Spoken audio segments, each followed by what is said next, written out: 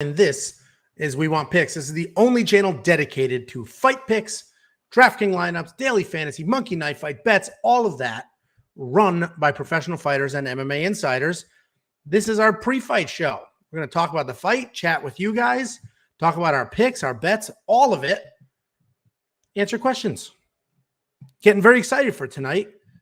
Based on the amount of comments we have already in this live chat, I'm assuming you're getting very excited also.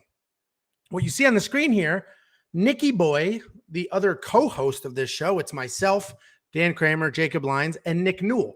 Nick Newell's been absent for a little while because he had a fight camp, and then immediately after fight camp, he was promoting his movie, which dropped yesterday.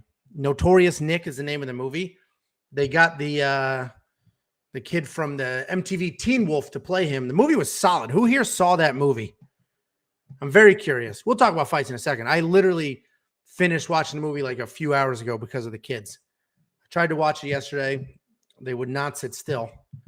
So I finished it about an hour and a half ago with my youngest. So we'll talk about the fights. We'll break down the fights. We'll talk about our bets, our DraftKings lineups, monkey knife fight, literally everything that we do here to help you guys make money. Logging in the monkey knife fight now because I love doing that while we're all together. Go ahead. Catch up with some comments. A lot of people saying Gane will win, except Jill Lewis in his hometown. You know, that is I think that's a factor for Derek Lewis. It's not always a factor for everybody. Some people just don't care.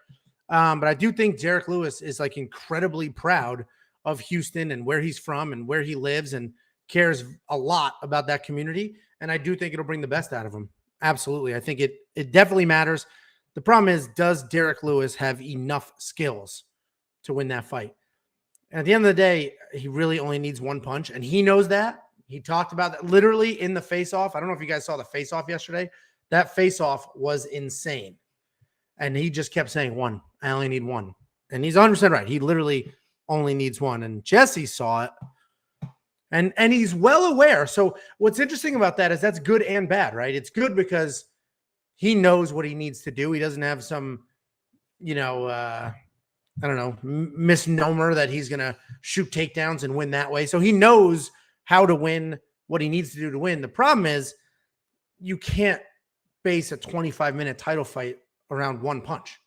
So hopefully he's doing other things to set up that one punch and isn't just,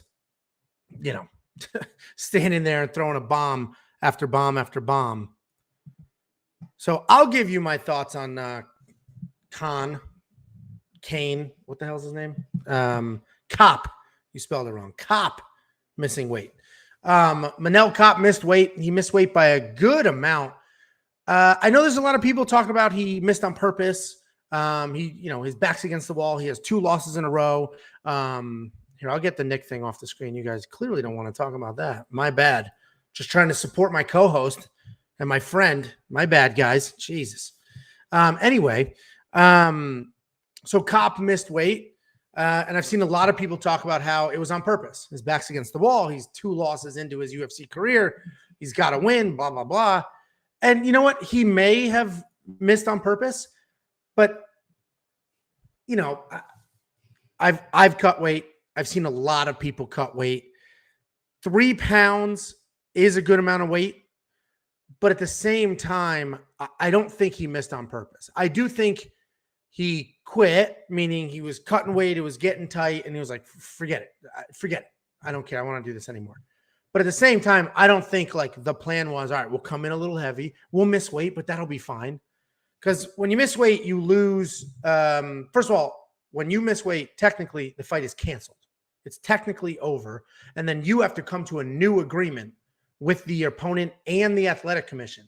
So most of the time, 90% of the time, it's like 20 to 30% of your fight purse goes to your opponent.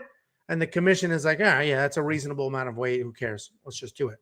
There are times where opponents are like, no, this is not what I signed up for. You missed weight, go home. Or keep cutting. So we always talk about that. So Nick Newell, actually, he's fought a couple of people that are super big, like really, really big for the weight class. And we were like, they're probably going to miss weight. And ahead of time, our plan was, If they miss weight, tell them to cut. We're not going to accept the purse. Tell them to cut. And then you make them cut. You make them try as hard as possible. And if they miss again, then you take the money because you still want to fight. You don't want to give up the fight. At the same time, make them cut the weight. Make them suffer. Sweat it out, literally and figuratively. So Kape missing weight, to me, I do not think it was strategic. I do think it got tough and he was like, forget it. They'll take the fight anyway. And that's what happened. But I do not think it was a plan. The 3 pounds is nothing. It's nothing. It really is nothing. I know it seems like a lot, especially percentage-wise for little guys. At the end of the day, if we're evenly matched and you weigh 3 pounds more than me, it changes nothing. 10 pounds, that changes something. But I don't think the 3 pounds matters. And you just asked, Hilario, does it have an impact in the fight? I don't think so. The only impact I think it could potentially have, let's put it this way. If it was planned and on purpose, no impact. If it was he cut as much as he could and then literally stopped cutting because he was too exhausted and couldn't continue, definitely an impact. That means he hit a wall and quit. So again, I don't think Kape missed weight on purpose. I do think once he realized how much more he had to cut, he was like, forget it. They'll still fight. Let's just stop here. So I think that's how it went down. I don't think it was a plan at all. Let's check up on some comments. Let's see. How do you guys feel about Bobby Green and Hill and Yadong fights? Yes, we did the full breakdowns if you want to get Dan and Jacob's opinion as well, but I'll give you mine. I think Bobby Green is pretty live in this fight, so that's not me telling you to go out and spend your money on him. But I do think Bobby Green is stupid tough. Stupid tough. And he does have a lot of skills. The problem is he going to show up? You know, Bobby Green's the type of guy that if you see him in training, you're like, he's a world champion. And then in some fights, he looks like a world champion. Other fights, it's just like, what are you doing? Like, come on. So I think Fiziev is probably the most dangerous striker in that division. He's literally a world-class striker. He also is a combat sambo champion. Combat sambo, if you don't know, is basically MMA. It's basically judo with some strikes. Just throws, submissions, and strikes, not traditional takedowns and stuff like that. But so Fiziev is real. He's a real deal. Bobby Green is also super tough. Bobby Green has way more MMA experience. Bobby Green can grapple if he wants to. And Bobby Green can strike. Is he on the same striking level as Fiziev? No. So I'm not going to go as far as saying I think Bobby Green's going to win.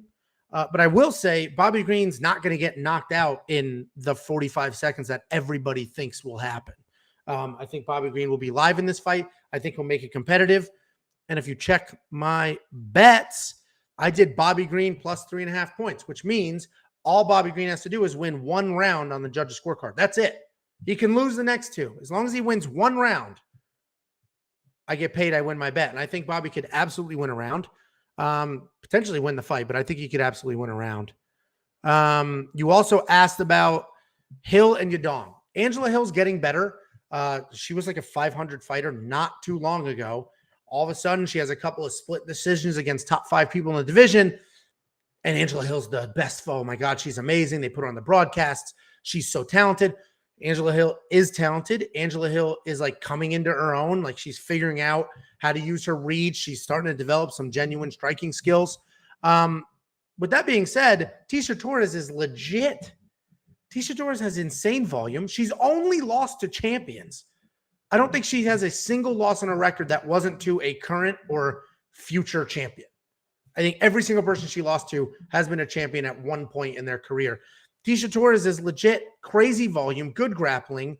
Like she's very, very, very good. And I just think she's that much better than Angela Hill. You want to talk about Angela Hill's split decision losses and she should have won? Fine, I'll argue she should have won one of those. But look at her win against Ashley Yoder. She looked awful against Ashley Yoder. And Tisha Torres is 100 times the fighter Ashley Yoder is, period. Let me turn on notifications here. The hell is CloudBot? Ooh. Okay. And then Song Yadong. I think Casey Kenny wins that fight. You can see I have a money line bet on him. Literally because of volume and grappling. Casey Kenny also comes forward, just marches forward. Lots and lots of volume, mixes in leg kicks, and grapples. And I think Song Yadong's probably got the more technical striking, but he doesn't strike as well when he's backing up. Fabrice, thank you for following. He doesn't strike as well backing up.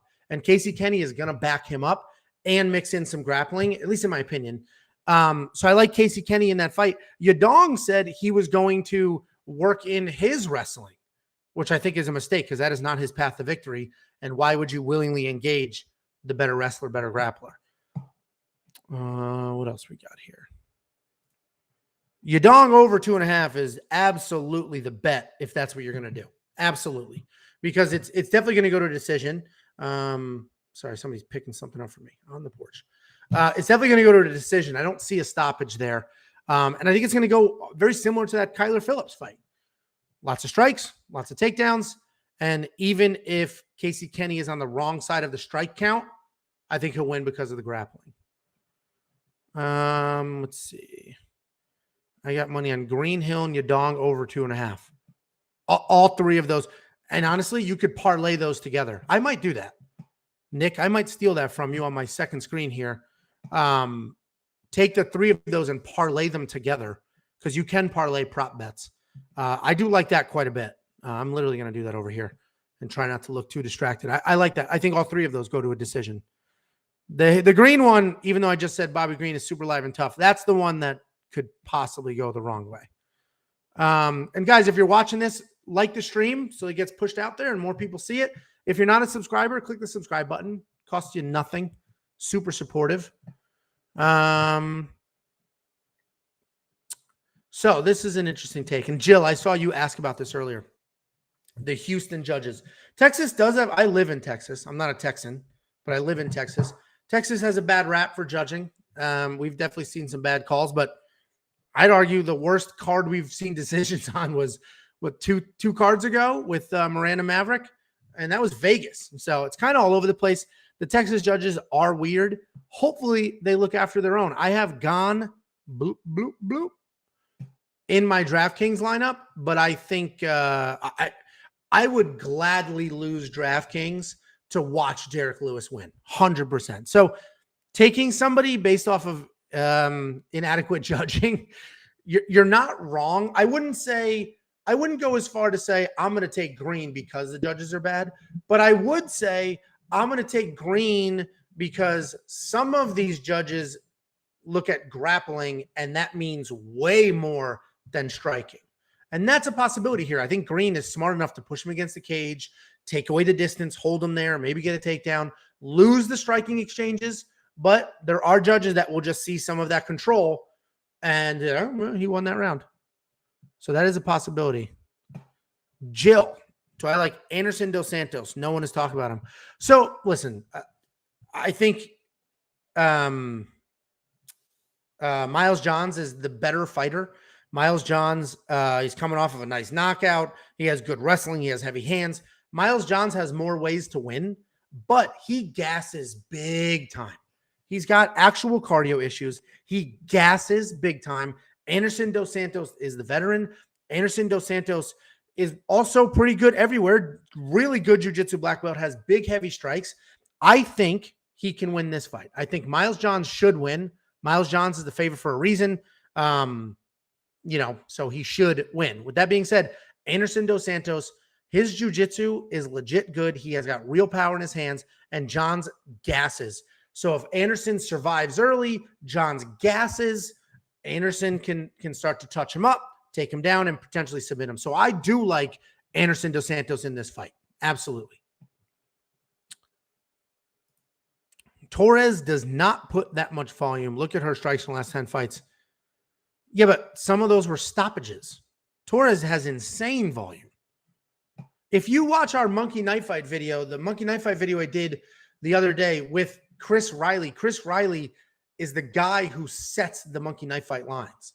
And I talked to him about this Torres fight. He pulled up her strike counts in her last X number of fights to explain how he got to the 100 and something. So keep in mind, some of those include stoppages, meaning it wasn't a full 3 rounds. and she still put up numbers. So she does have very, very good volume, especially in a fight like this where it will be 90% standing. You guys are really hating Bobby in these comments. Yeah, so that's my bet. So I am not betting Bobby Green money line. That would be foolish. But I did take 3.5 points on the card. So Bobby Green, all he has to do is win 1 round. He can lose 2 rounds. So if he survives but loses 2 rounds, or sorry, if he survives and wins 1 round, I win my bet. I get paid out. So I threw a little bit of money on that because he's very tough, and I think he can make something happen. And Fiziev is a Sambo champion. Sambo is different than American wrestling. And not that Bobby Green's the greatest wrestler of all time, but this is also MMA. And Bobby Green has far more MMA experience. So Fiziev's the real deal. He's not a bum, but Bobby Green can strike. Bobby Green can grapple. And I'm not saying Bobby Green's going to win. I'm saying Bobby Green can steal 1 round and survive. And that's all I need. That's all I need to get paid. I love that bet. That's my favorite bet on planet Earth, plus 3.5. And then my second favorite is wins inside the distance, decision, no action. WeWantPicks.com/bets. Click on one of those links, and that's how you get those props. I saw people asking in some of the other comments. Mike Pyle. There's a professional fighter, Mike Pyle, that has one of the sickest pictures of all time, with him like just covered in blood. Anyway, unless that's you, sick picture. $20 to $25 lineups.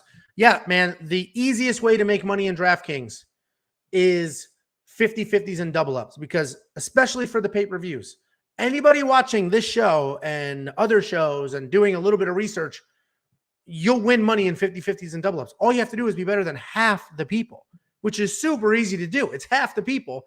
And on pay-per-views, it's a whole lot of random people, not just, sharks, if you will. Tell you what, I'll start tipping you for your picks if you start tipping me for mine. Fair exchange. That seems fair to me. Jill, big tipper. Thank you very much, Jill. Again. All right. I agree. Just talked about that. Jacob all over Fiziev says Bobby Green's a bum. He's not a bum, especially Jacob. Go to our website, look at a picture of Jacob. Dude makes a golf club look thick. Ryan Hall is a bum. If we're talking about bums, Ryan Hall, absolutely. I don't know if we're going live for the fights, Joe. Here's the problem with going live for the pay-per-views. I have friends that come over, and not all of them are willing to just sit there and be on camera while we do our thing. So we're probably not going to go live tonight for the fights, but going forward, every single fight night that is not at noon, we will go live for and do fight companions for sure. Let's see. Jacob made O'Day his new lock of the week. O'Day Osborne after the Manel Kape weight miss, which we just talked about. I don't like the way Bobby keeps his hands at his sides. I agree. He fights. I mentioned it's like Roy Jones Jr. style. His hands are low and he jumps in with these jabs and crosses. Absolutely personal attacks. Oh, Mike, thank you very much. Very appreciated. Thank you. Me giving, what's his name, a hard time was not, thank you. It's genuinely appreciated. Every dollar that comes in here is unbelievably appreciated, whether it's the ad money, which I don't know if any of you do YouTube. The ad money is almost useless. It's like, let's put this in. We get 10,000 views a weekend across all of our videos for the most part. And it's like $150 a month, $100 a month from ad revenue. So it's not much. So donations, super chat, that's all incredibly appreciated. Every dollar that comes in goes right back out. 99% of it is going to WeWantPicks.com. We're doing crazy stuff. So right now it's got our bets, it's got our promos and all that stuff. I'm going to be adding these. Do I have the graphics? Yeah, come on. These graphics, these will be on the website and they'll be interactive where you can click on a name, go to their profile, click on the odds, which will take you to the website to bet. So all of that stuff's going to the website, plus live betting odds. And speaking of live odds, take that off the screen. Thank you again, Mike. Speaking of live odds, the Ed Herman fight, we got this tip from somebody in the comments. I forget who. And if it's you, remind me. You definitely give you your credit. Said, listen, I'm not going to bet on the Ed Herman, what the hell's his name? Alonzo Menafield fight. But I will wait for the live odds. And that is an excellent tip because Ed Herman, if he survives the first round, which I think he will, if he survives the first round, he's going to be a stupid, stupid underdog. And it might be worth throwing a couple bucks on that live betting where you can get, probably plus 900, honestly, if Ed Herman survives the first round. And then Menafield's going to gas big time. And Ed Herman might be able to pull something off. So that will be on our website too. So that was a long rant to say thank you for the super chat, Mike. And eventually you will see all of this money on our website because that is where it's going. Jesse with the comment of the century, every dollar is to Dan's new headset. His headset is so stupid. Like so stupid. Dan, professional fighter, like way more good looking than he should be. And then, but just like such an old man buffoon when it comes to technology. It's insane. It's insane. Yeah, I don't even need to double leg him. A hard sneeze will knock Jacob over. Like I've never seen anything as pathetic as Jacob's legs. It's insane. And if he wants to defend himself, he can come join me. Otherwise, he can hang out in the chat eating Cheetos off his chest in his living room. Bum. All right, let's talk about some of the fights. We'll talk about our DraftKings lineups. If you guys have questions, hop in. I'll gladly switch to answering a specific question. And if I missed one of your chats, this is flying. If I missed one, let me know and just repost it. I'll come back to it. My lineup, I don't know how I feel about it. I'm going to be transparent with you guys. I don't know how I feel about my lineup. I don't know how I feel about my bets either. We have had such an incredible, successful run on this show. I mean, we bet-wise, we win money almost every single week. Actually, not almost. Every single. I don't think we've had a week where we lost money on bets. Monkey Knife Fight, that's just free money, so I'm not even going to count that. But this card scares me more than any other card. Last week and the week before, I know everybody else got the crap kicked out of them, but we absolutely did not. This card scares me more than those. And last week, I think, had the most amount of underdogs ever. Anyway, my lineup scares me, but let me walk through it. I have Gane. At the end of the day, I think he's just 10 times the fighter that Derek Lewis is. Derek Lewis has insane power. Derek Lewis has a huge personality. I want Derek Lewis to win. I want Derek Lewis to be champion. But I just don't know how possible that actually is. So I have Gane in my lineup, $9,400. I think he's going to dance around, land 200 million strikes, probably mix in some grappling as well to avoid those big punches and get the job done and score me some solid points. I have Bobby Green, $6,900. That's why I have Bobby Green. I think Bobby Green will make something happen, force some action, hopefully mix in some wrestling, get some 5 points here, 5 points there, and survive. I'm not looking really for a win out of Bobby Green.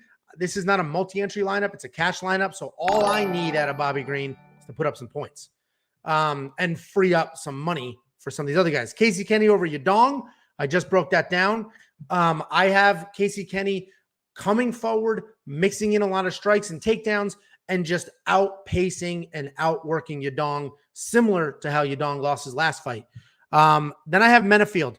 Listen, Herman is stupid tough, tons of experience, very live in this fight as well. I mean, if Ed Herman comes out there and beats or submits Alonzo Menafield, not 1 ounce of me will be surprised. Not one.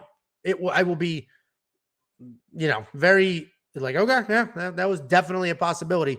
But I'm chasing some points here. I mean, Alonzo Menafield, that insane power.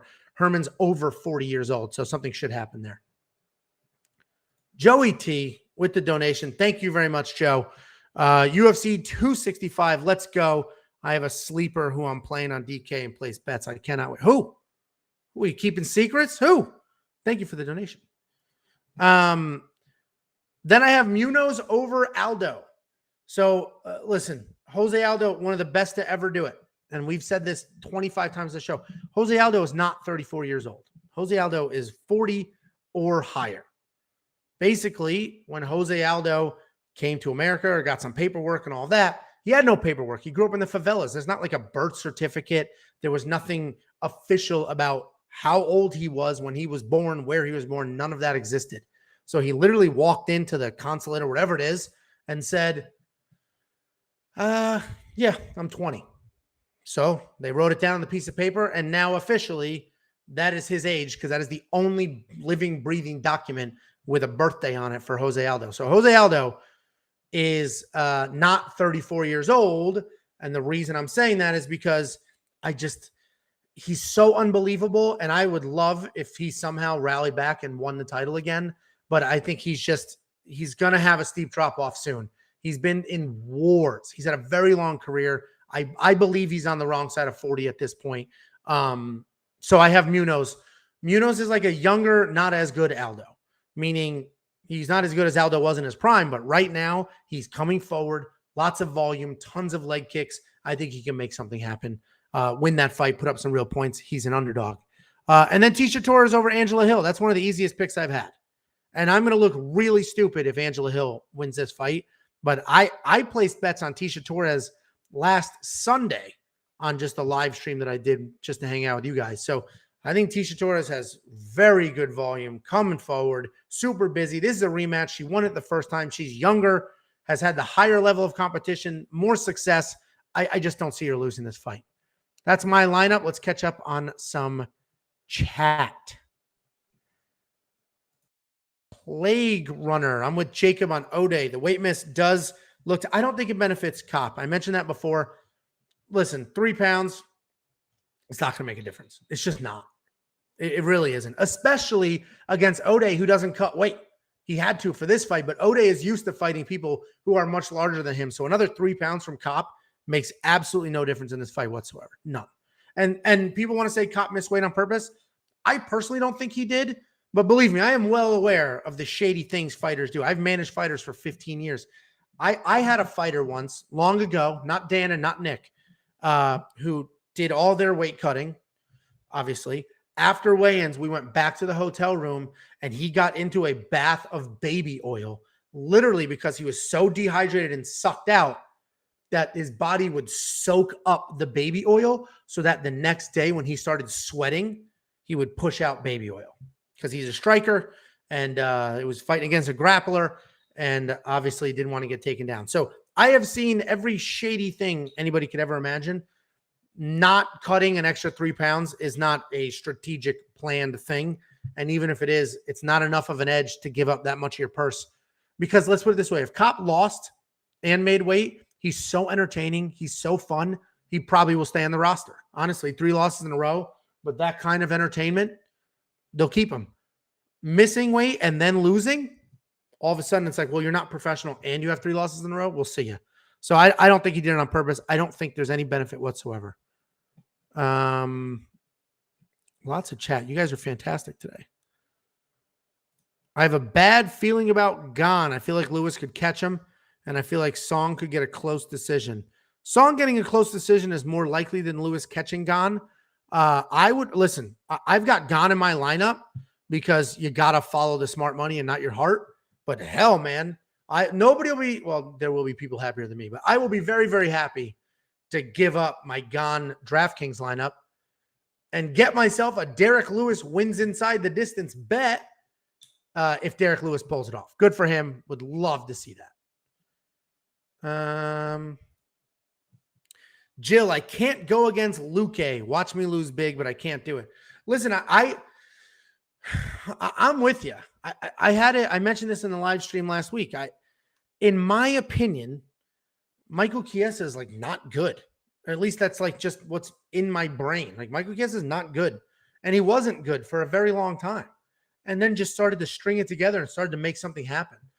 And now all of a sudden he's on the right side of a winning streak and getting big fights. They were talking about a title fight at one point.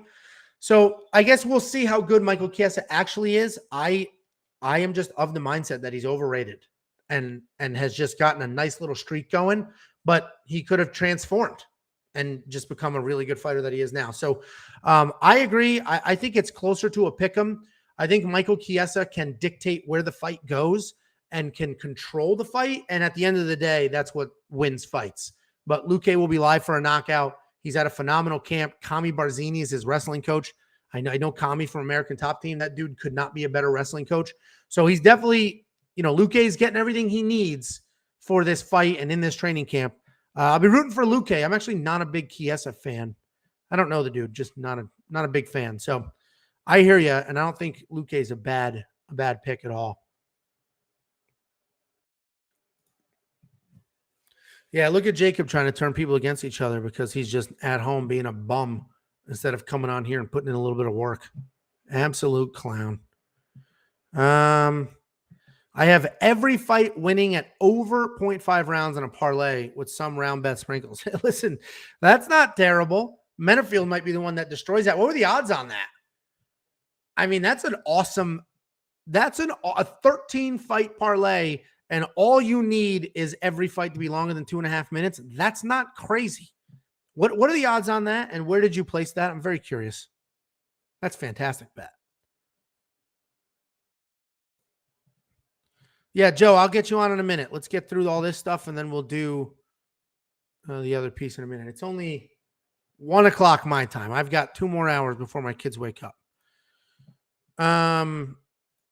Jill, yeah, I'll have him on to do the ownership. I just want to get through some of the other stuff, the generic stuff, and then we'll get Joey on. I can say for sure. Ooh, I clicked the wrong one.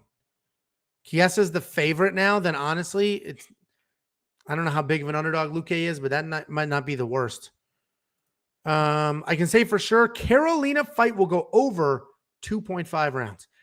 I honestly think the majority of this card will be a decision.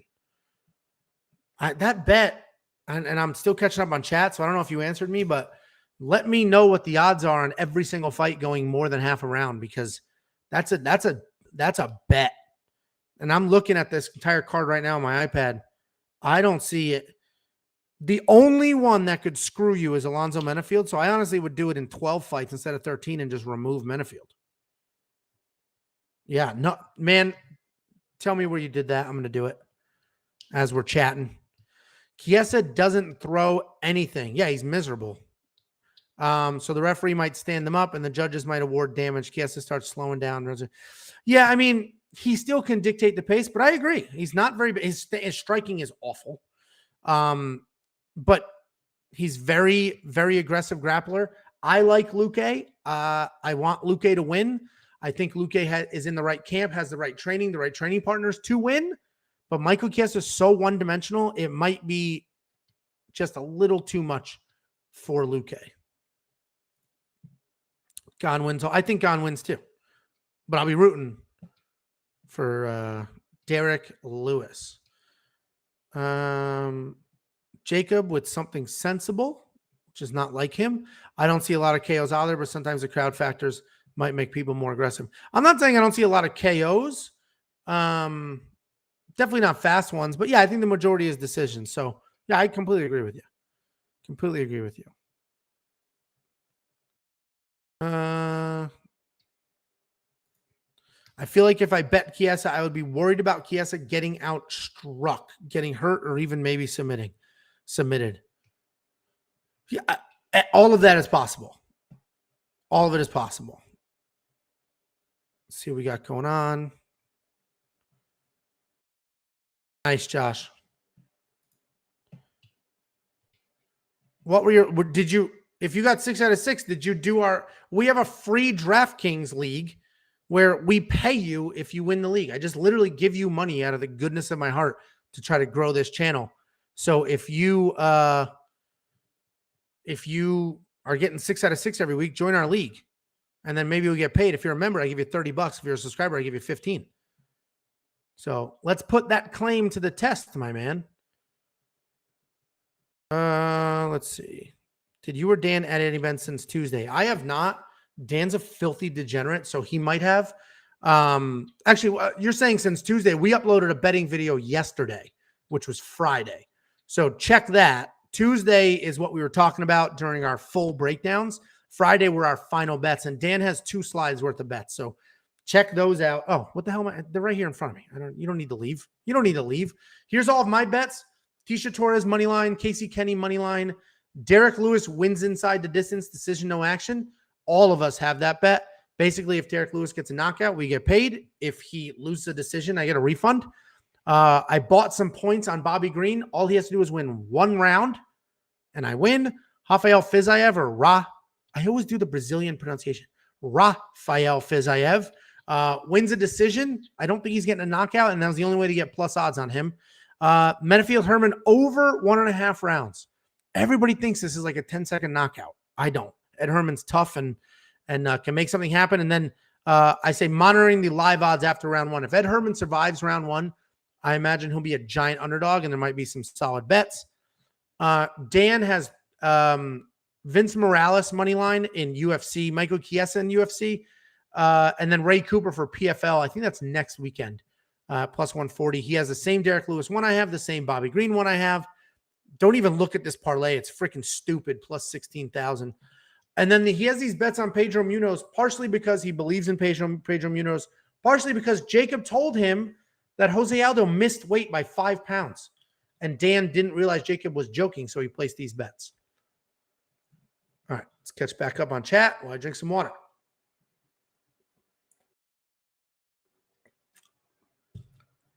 Hopefully you didn't hear that. It was too. Somebody just, Jacob, can you ban the doofus doing the links? I agree, Jesse. No spam. I don't think I can do it from this screen. Do I have to pull it up on my iPad? It's just annoying. Like some bot's going to come in here and spam the hell out of us. Where are you, bot? Oh, deleted. Thank you, Jacob. You already did it. My man, pots and pans. Okay.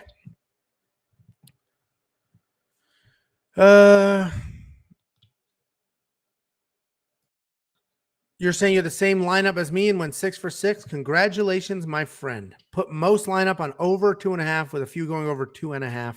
Then add some round bets with Chiesa and Torres. Yeah, I like that half of. We never got the full answers. The only thing I'm worried about with Chiesa on DraftKings is I think he'll be able to get clinch work on the cage. He's not able to get it down. He's a bust. True. His striking is absolutely miserable. Melissa Gatto had a USADA suspension. So she didn't fight because of a USADA suspension. She has been training for 2.5 years, which is why she looked absolutely jacked at weigh-ins. But she's a big favorite because she's got, good jiu-jitsu and she's super strong. The problem is her jiu-jitsu is like off her back. So she is very live to lose a decision off her back, losing it without. If she's not going to get a submission from there, she's going to lose the control, lose a decision. But the 2-year layoff has been USADA and some injuries. I have Chiesa on DK, but every time I switch my lineups last minute, it screws me. Yeah, tell me about that, my man. Tell me about that. I live in Oregon, and they kicked us all out of DraftKings last Monday. That's brutal. So Connecticut just did that with a few of the daily fantasy. I think what's happening is as more states are legalizing sports betting, the daily fantasy world is somehow getting pushed aside. Do you still have Ode, Kate, and Menefield and Knockout Kings? Cape. I do. Once it's in, you can't take it out. You don't necessarily need to do Ode and Cop because there's a possibility that goes to a decision. But those are 2 bangers. So that's what I did. Let me know in the comments what you guys think about what 3 fighters on this card are live for a knockout and put them for Knockout Kings. This card, like I said, this is not like last week where there was a bunch of fighters I thought would get a knockout. It's definitely a little closer. And I think there's going to be more decisions than anything. I did Carolina Torres, Song, Luke, blah, blah, blah, Luque. Round robin, first time. Round robins are interesting. I did that. I was in Jersey a few weeks ago where sports betting is legal. We went to the racetrack. I did a 10-fight round robin. I won 8 of them, and I think I made like $10. So it's the odds are not worth it. Isn't Morales coming off of a torn ACL? To be honest, I'm not 100% sure. I'm not sure. I know Melissa Gatto had some injuries. In California, you can no longer play monkey knife fight lines. It's all the state. It's not somebody sent me a message saying, "Hey, can you tell Monkey Knife Fights to add my state?" Obviously, if it was up to them, they would have they'd be everywhere. It's your local governments that are not allowing it.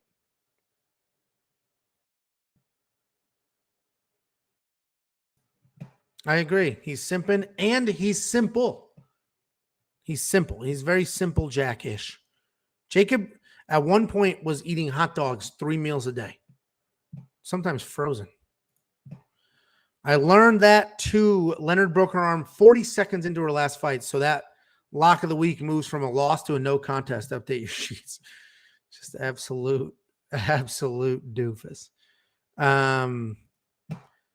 Does round robin mean I only need to win 4 out of the 15 to win?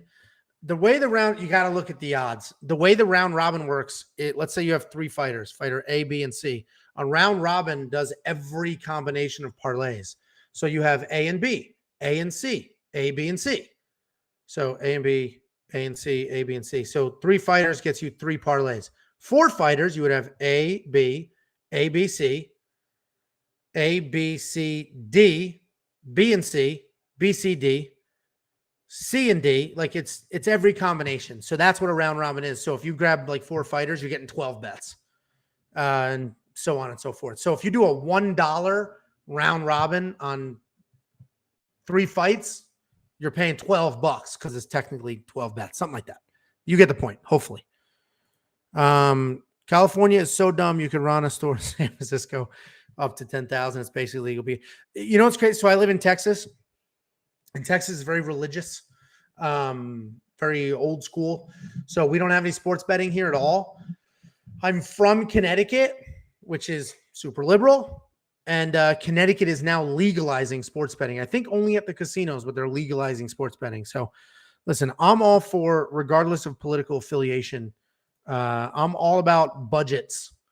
And why would you not allow sports betting and daily fantasy and some of these other things that bring revenue in to your state?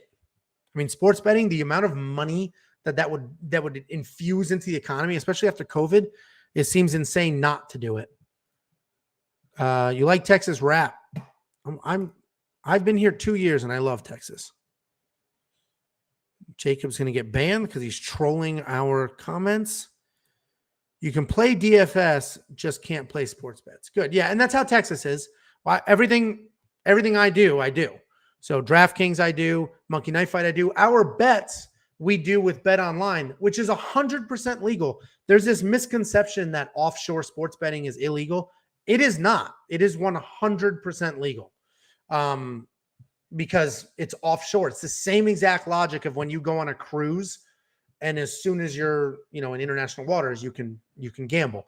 So offshore gambling is legal. That's what WeWantPicks.com/bets is. We have an affiliate with an offshore partner. You can place all your bets, 100% legal, nothing sketchy, not illegal at all.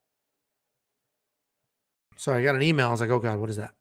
I'm making 2 lines. What fighters would you overlap? What do you mean? You want to do 2 different parlays, but with 3 fighters. So 1 fighter is in both of the 2 fight parlays. I mean, in that case, you go with who's basically a guaranteed win. I don't know who's a guaranteed win on this card. Let me look at my list. Let me clear my throat. I'll take a look in a minute. Comment section. You let me know as well.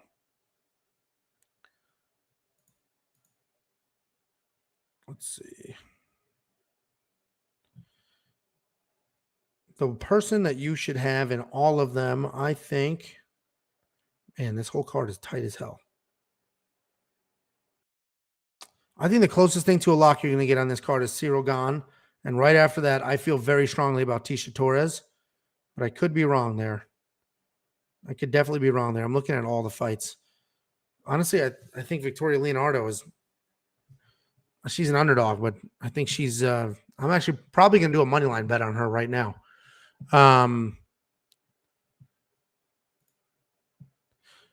His wrestling.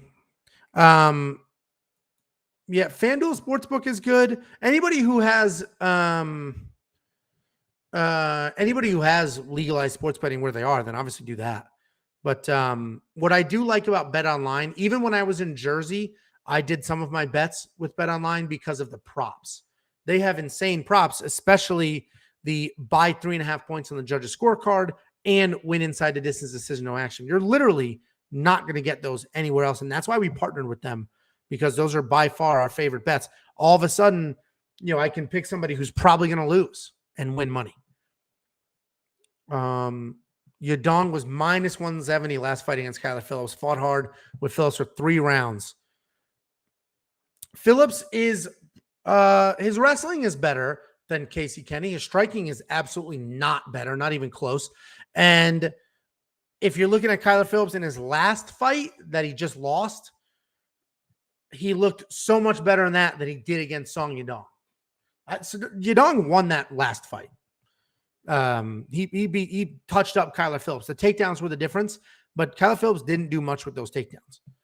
But I do think Casey Kenny beats Song Yadong because I think he'll get some takedowns in. I think he'll get way more striking and volume, and marching forward will have Yadong backing up. Jacob, if you want to talk, join the show. If not, beat it. Kick rocks, bro. Absolute doofus that kid is. If you know DraftKings lineups, I have to have 3 of the same fighter in my lineup. What does 3 of the same fighters in my lineup mean? You talk about 3 different lineups with the same fighter? Let's see. One of my DraftKings lineups, I put Gane and Lewis in just in case Gane beats him and Lewis catches him in the 5th. Jacob, the only sensible thing Jacob has said in the last God knows how long was when he said he took Lewis out, because even if Lewis gets a wild knockout in the first round, that's 90 points, which is a lot of points, but that's unlikely.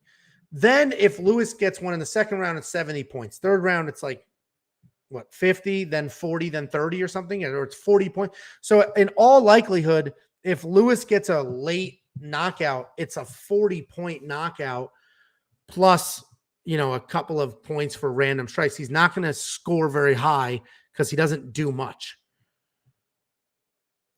I'm sure Jacob is the absolute worst at the gym. I'm sure. Well, here's the thing. He has no swag, so he's not going to talk to anybody. He's just there bouncing from machine to machine, doesn't even sweat, like do a couple little whatever the hell, moves to the next machine, couple little, he got behind a woman, pulled the thing out, moved it up higher because it was too much weight, did a couple more moves on to the next one. Doesn't sweat, doesn't do any real reps, doesn't talk to anybody.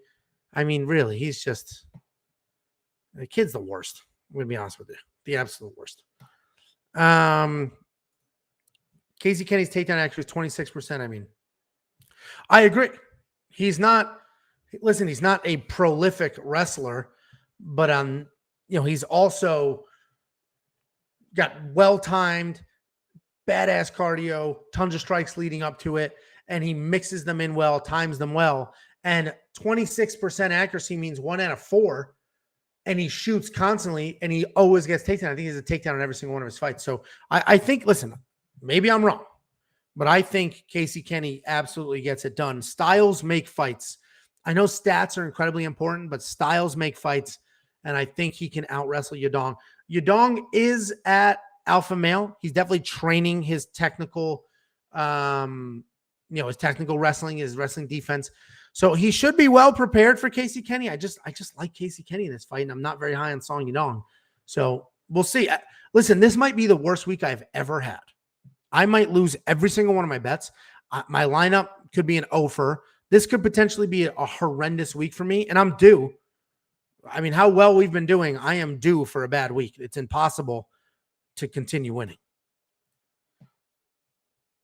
And I completely agree. Leonardo moneyline is solid. I agree. I like Leonardo. I like her in this fight. I think she wins this fight. And I think she's a really good underdog pick. I'm probably going to do a bet on that because I do like her quite a bit.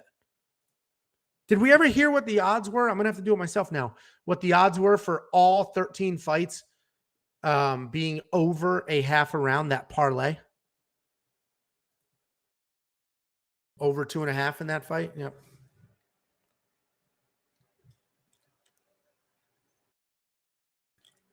I just finished saying I think Song beat Kyler Phillips. And look at the stats. He outstruck him. He smoked him. He got taken down a few times. Casey Kenny is much better than Kyler Phillips. You only like Kyler Phillips because like his 12-year-old little brother was messaging you, and now you feel important. And how much working out could you possibly be doing if you're messaging like crazy? This is what I'm talking about. With an absolute bum at the gym. Absolute bum at the gym. I'm just going to kick Jacob out of the stream. If he wants to hop on, he can hop on. Otherwise, adios. You're just spamming. If you have to make one double bet, Angelo, who do you pick? What's a double bet? I don't know what a double bet is. On the treadmill, warming up. Warming up for what? For what? You're just an absolute clown. It's embarrassing. Go to wewantpicks.com. Scroll down. There's a picture of Jacob. Okay? That's Jacob. That's the real Jacob. Not just the floating head in the videos. It could. Let me know. I'm happy to help. I just want to know specifically. Maybe double bet. Is that a parlay? A 2-fight parlay? 2-fight. All right. So a 2-fight parlay is what you're talking about. I would say a solid parlay is probably 2 fighters. Man, this is depends how risky you want to be. I think a risky one with some solid payout would be Leonardo and Tisha Torres.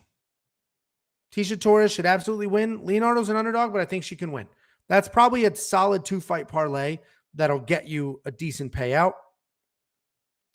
If you want to be a little more conservative, I would go Gane and Fiziev. Super conservative with that one. It's probably going to be negative money.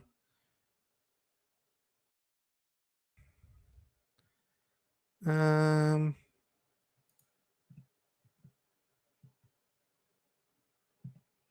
telling you. All right, let's see what happens. So are you saying Angela Hill wins? Is that your official? Here, I'm going to go to UFCstats.com. Why can't you search? Here we go. Torres.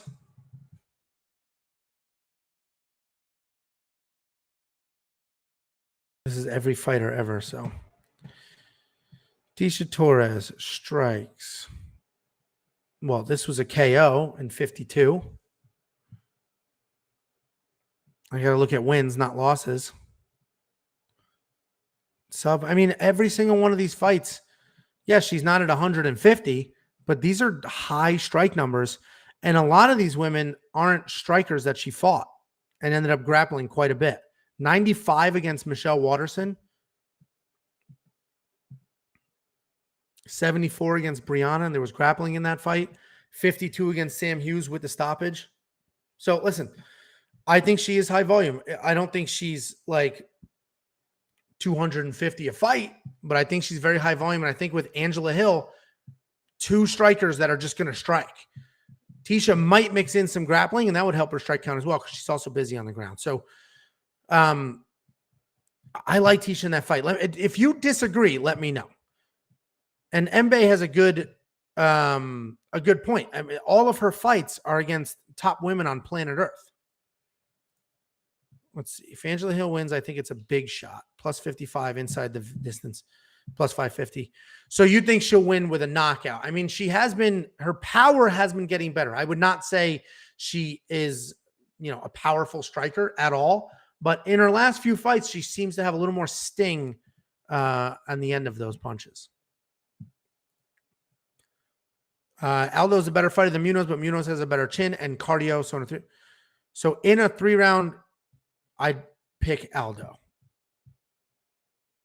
I feel like that kind of contradicts itself. Aldo's the better fighter, but Munoz has a better chin and better cardio, but Aldo wins in 3 rounds.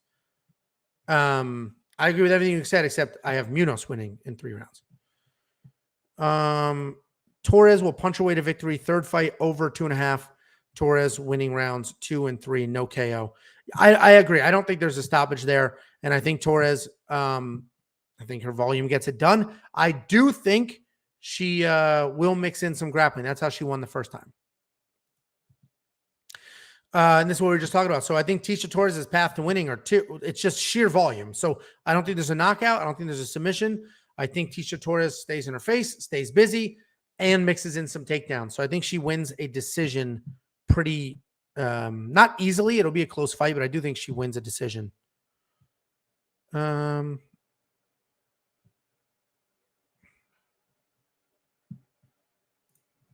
I don't know what. So are you saying, just tell me what you're saying. Are you saying Angela Hill is going to win?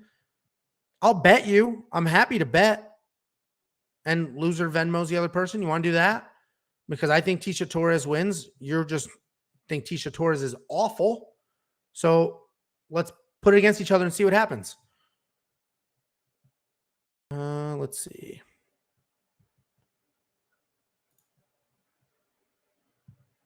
What I've noticed is a lot of people in our chat are on other channels as well, which is great. Everybody learning from each other. That's what this is all about. All of us just trying to get rich, sharing insight and information, sharing bets. Like whoever gave us that tip on the we should be betting Ed Herman on the live odds. Great tip.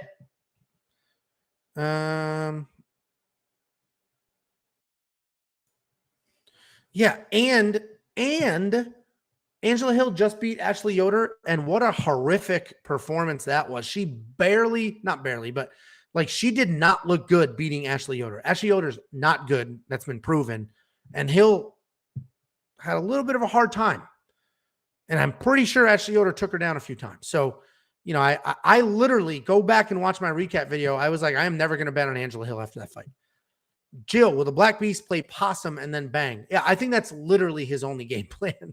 He's not going to do any offensive wrestling. He's not going to push the pace forward. He's not going to circle. He's not going to move in and out. It's literally avoid, avoid, avoid, big right hand. Avoid, avoid, avoid, big right hand.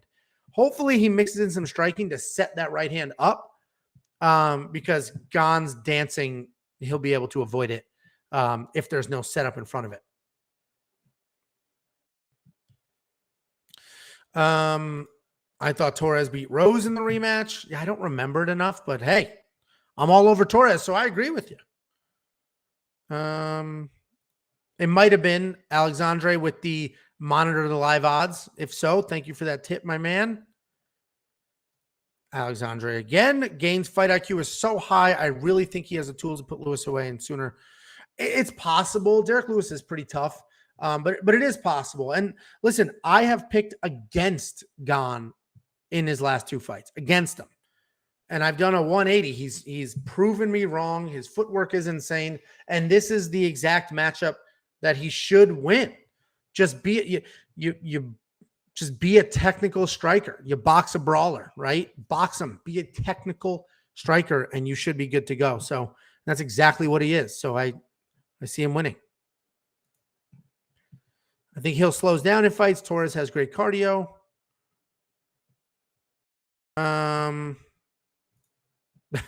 Nobody likes. First of all, Bobby wasn't the pick.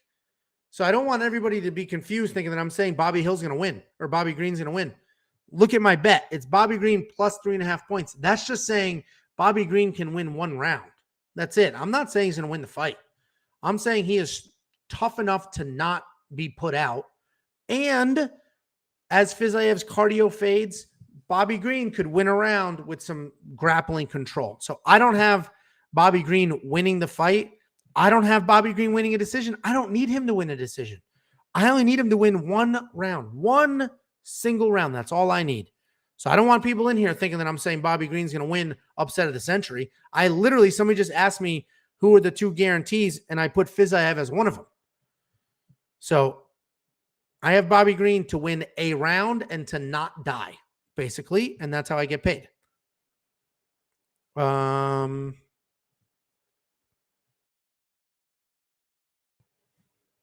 Torres is a cardio machine, period. But I think Angela Hill's got some solid volume too.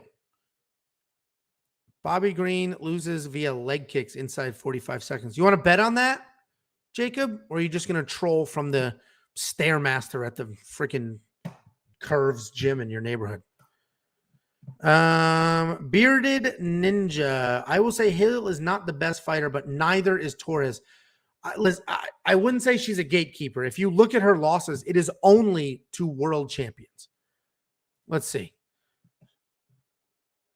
Beat Sam Hughes, beat Brianna, lost to Marina Rodriguez, who could potentially be a world champion soon, lost to Zhang, champion, Joanna, champion, Jessica Andrade, champion, beat Karate Hottie, beat Juliana Lima, beat Beck Rollins, lost to Rose Namajunas, champion. I mean, that's not a gatekeeper. She literally beat everybody that was trying to get into the gate. Her only losses are to the actual champion or, future champion like Marina Rodriguez. I won't bet on Hill straight up. Nobody should. I'm arguing that she is not a high striker. I'll bet Torres less than 114 strikes. The less is probably not bad. The only reason I like the more is because I think she will mix in some grappling, and the grappling will give her the ability to just pepper every little tiny touch. And she doesn't normally mix in grappling, but she's already beaten Angela Hill with the grappling. So I think she will do that. Yeah, and I'm like too high on Torres now, so she's gonna end up losing, and I'm gonna look like a moron. But as soon as I saw that, you guys all watch me on Sunday's random live stream that I just hopped on. I literally was like, Tisha Torres, I'm grabbing it, and I grabbed it minus 132. I don't know what the odds are now, but she's probably a bigger favorite. Jacob with the donation to his own channel. All right, time to hit the weights. Great stream, Big Ange. Enjoy the fights, everyone. Let's make some money. O'Day is his new lock of the week. And Jacob will be over here watching the fights later. So I abuse him right to the point of him breaking. And then I'm like, I'm just joking, bud. And then he's fine. Tiny Dancer Torres is minus 152. So I got on it early enough to make a buck. 20-point swing there. So what fights on the card, in your opinion, are the fights to stay away from due to value or too close? Stay away from in what? Bets, DraftKings. I would stay away from. Well, tell me, bets and DraftKings are very different animals. So let me know which one you're talking about, and then I'll give you my thoughts on that. Bets. All right. So which fights to stay away from in bets? Let me pin this here. I would stay away from Alonzo Menafield. What I did was over 1.5 rounds. I do think it goes a little longer. Even that, I only did that because it was basically even money. But I would stay away from Alonzo Menafield because he cost a fortune, and Ed Herman is tough enough to survive, and Menafield will 100% gas, and something could happen. So I would stay away from Alonzo Menafield for sure. I think he's borderline a trap. And everything else is stupid close. All these fights are close. I would stay away from, honestly, I'd stay away from Chiesa Luque too, unless you want to do the over on rounds. I would avoid most money lines and most stoppage props. I actually think this card is full of decisions. The best thing I have ever heard was in this chat. I don't even remember who it was. In this live chat, and you can scroll back. Somebody said they did the entire card. They bet the entire card for over a half a round in every single fight. That, as soon as we're done here, I would do it now, but trying to manage the chat and do that on another screen it's just going to be me silent looking at the other screen. That's the best thing I ever heard. I think that's what you should do. I would avoid a bunch of these money lines. I would avoid the big heavy favorites because Gane could get knocked out, probably won't. Chiesa Luque is a freaking coin flip. Menafield, power for days, zero cardio. Ed Herman's tough as hell. And there are some traps here. So that's my opinion. Everybody in the comments, help him out. Give him some thoughts. Song Yadong is a live dog. That fight was even last time I checked, so I wouldn't even necessarily call him an underdog, but is a live dog. Even when he gets taken down, he's good at scrambling, get back to his feet. I see Kenny's wrestling energy going for takedowns. with a little top control. Yeah, and Kenny marches forward where Yadong likes to dictate the pace, and when he can't, sometimes he has trouble. And Casey Kenny loves leg kicks. So I think Casey Kenny's leg kicks could slow down Yadong. Then marching forward will get him uncomfortable. And I think Casey Kenny can grapple from there. So I have Casey Kenny winning. But I agree. I mean, Song Yadong's very good. That's a very close fight as well. Don't listen to Bearded Ninja. Don't listen to him. Unless Hill wins. And then I was on Hill this whole time. I'm the new Jacob, just changing my picks with the flash of a win. You love Bobby Green tonight. Might be my most confident pick as a dog. I hope so. That's fine by me, man. I would love. Best case scenario for me is a wild fight where Bobby Green scores a ton in DraftKings, but Fizayev wins a decision, but Bobby Green wins at least one round. Then I would win everything I've ever done. Angela, how much of a factor will Aldo's reach and movement be? Munoz likes to fight in a phone booth with a good chin, while Aldo's a bit chinny. Yeah, so I wouldn't even say the reach is a big deal. I would say the concern. So I have Munoz winning. I would say the concern, if you're Munoz, is Aldo's counter striking. I mean, he is a counter striker. That's why he doesn't really score well in DraftKings, because he's constantly like slip, bang, instead of plotting forward, making it happen. Even his leg kicks are when he's backing up, he'll plant and throw. So that to me is the factor. I don't think the reach is more of a concern if you're moving forward. So I would say Aldo, listen, it's a close fight. It's a tough fight. That's why I don't have Pedro Munoz money line, but I do think Pedro wins. But I think what he has to do is he has to have constant movement. He will get touched by Aldo, but hopefully not clean enough to get put out. So he needs constant movement. He needs to close that gap, and he needs to keep it in a phone booth so that Aldo can't counter, right? If you're in a phone booth, there's not much countering. Now, if he just like lunges in, that's when Aldo can slip and throw. So sort of those are my thoughts on that. My brain is with Munoz. My heart is with Aldo. Same exact thing in the main event. My brain is with Gane, but I want Derek Lewis to win.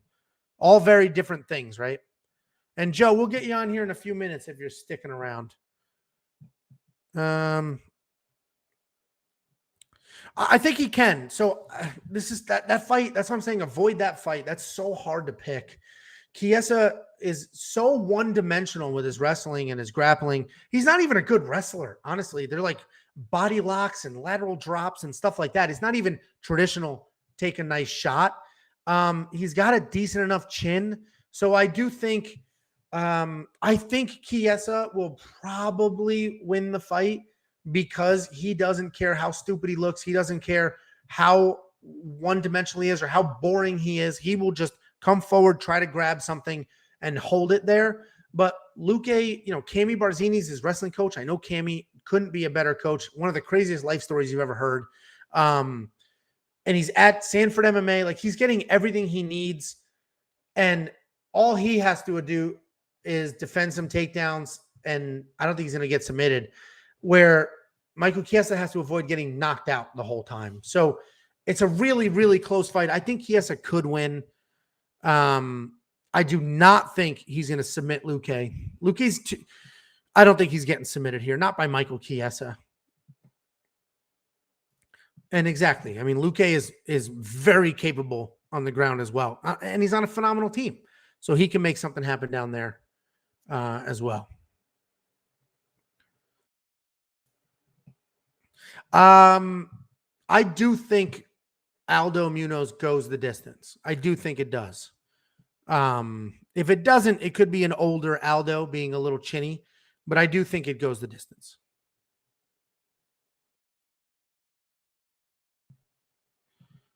About to pull in your. All right. Well, let me know when you're at home and all settled in. We'll have you do the projected DraftKings ownerships. Let's see. Chiesa dominated Magny and RDA in his last two fights. He is very heavy on top. Almost 4 takedowns a fight. I completely agree with you. I 100% agree with you. I think Chiesa will probably win this fight.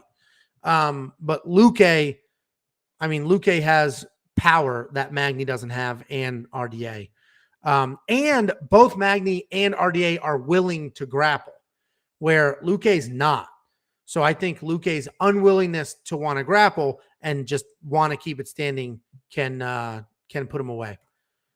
Dan likes O'Day as a dog. O'Day Osborne is Dan's sort of dog pick, and Dan doesn't do that. That's Jacob's whole thing, pick an underdog and blah, blah, blah. But Dan does like O'Day to win, and O'Day's a good size underdog. So that's what those are Dan's thoughts there. Take a drink.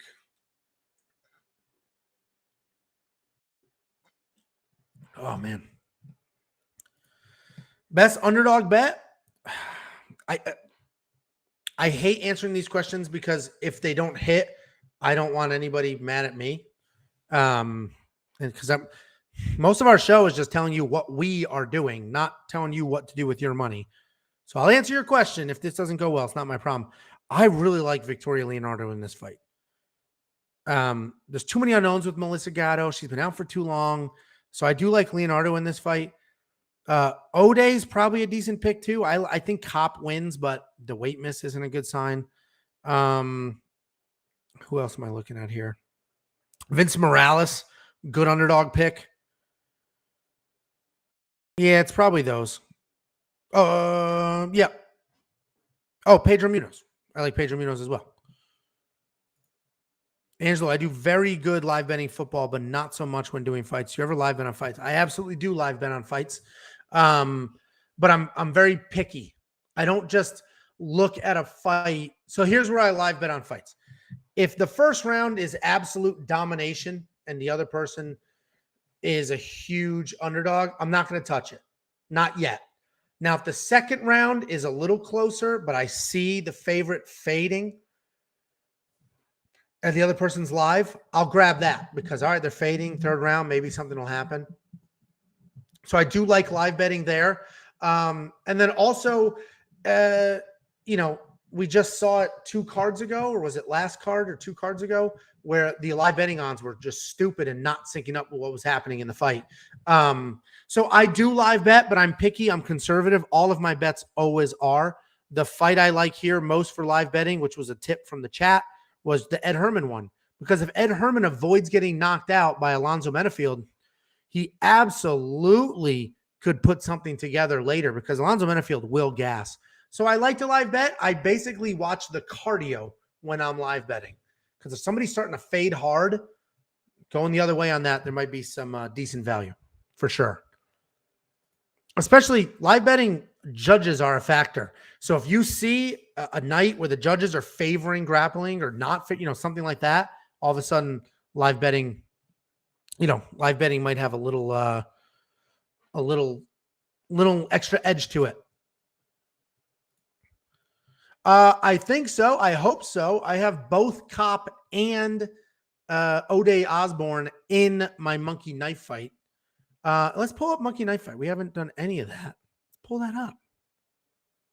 Easiest way to make money watching fights is Monkey Knife Fight. Period. End of story.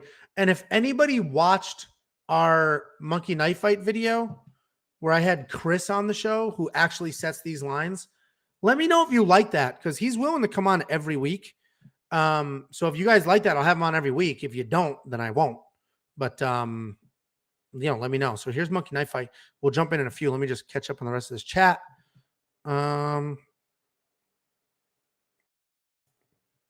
What did Josh do? What did I miss? Oh, $1 for a fight. What is this? What am I missing here? What did I miss? Catch me up.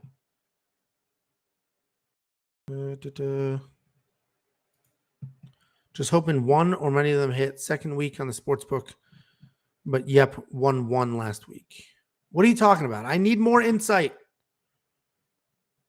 All right, Jesse, you liked Chris. So we'll tell Chris to come back more often. What I like about him is he sets the lines. So it's a completely different dynamic. Gotcha. Sorry, it's hard to keep up with this chat and then look away and then look back and know what's going on. So let's look at Monkey Knife Fight. I like the slates. Let's see if we can get ourselves a nice 3 or 5x. Actually, we'll do a rapid fire to triple our money. I like rapid fires. Tisha Torres over Gane. No way. Gane, see this. Oh, look at this. Gane in a 5-round fight plus 20 strikes. Done. Pedro Munoz over Casey Kenny. Woo. Oh, that one's tough. What would you guys do here? Oh, man, that one's tough. Crap. I like Gane for sure. Oh, Casey Kenny, Song Yadong, Pedro Munoz. It's probably Casey Kenny, right? Pedro has good volume. Should we just pull up the UFC stats website and see? I think that's what we have to do. Let me know in the comments while I'm pulling this up. Casey Kenny. Wow, what the hell's going on?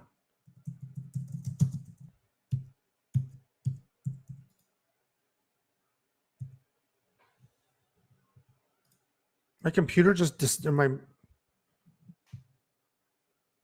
There we go. Casey Kenny. Gane and Munoz. All right, let's see.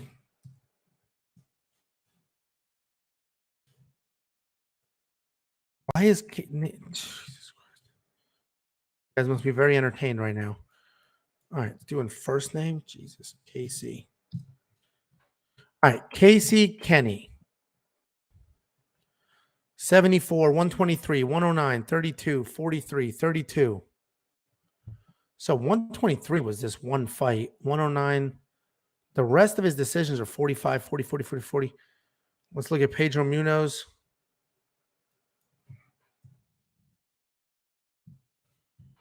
Angelo, here's what we are chatting about.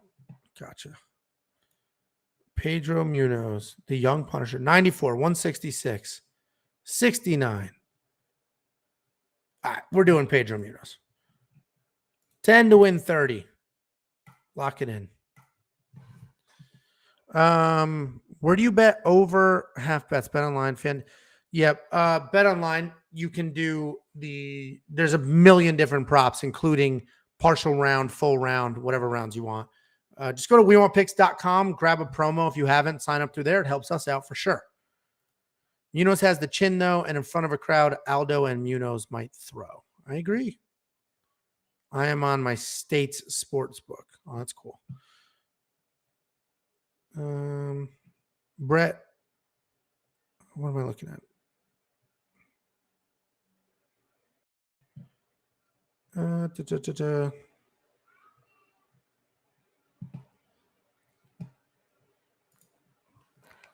I never would have known about Monkey Knife Fights if it wasn't for this channel. It really is the best way I've come across.